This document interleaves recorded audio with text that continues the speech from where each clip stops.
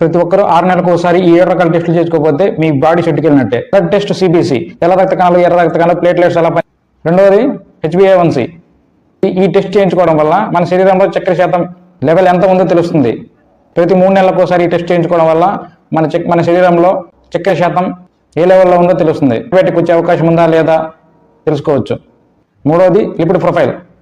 ఈ టెస్ట్ చేయించుకోవడం వల్ల మన శరీరంలో చెడు కొలెస్ట్రాల్, మంచి కొలెస్ట్రాల్ ఎంత ఉందో తెలుస్తుంది.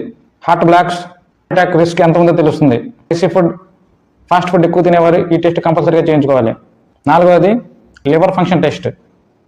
లివర్ అనేది మన బాడీలో 500 రకాల పనులు చేస్తుంది.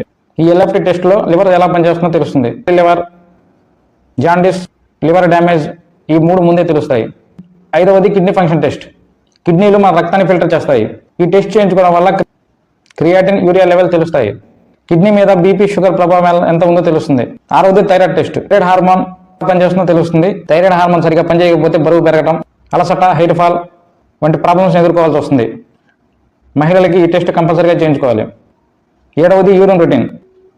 ఈ టెస్ట్ చేయించుకోవడం ద్వారా ఇన్ఫెక్షన్ ఉందా, కిడ్నీ సమస్య ఉందా, షుగర్ లేదా ప్రోటీన్ లాస్ జరుగుతుందా అనే విషయం తెలుసుకోవచ్చు. Thank you.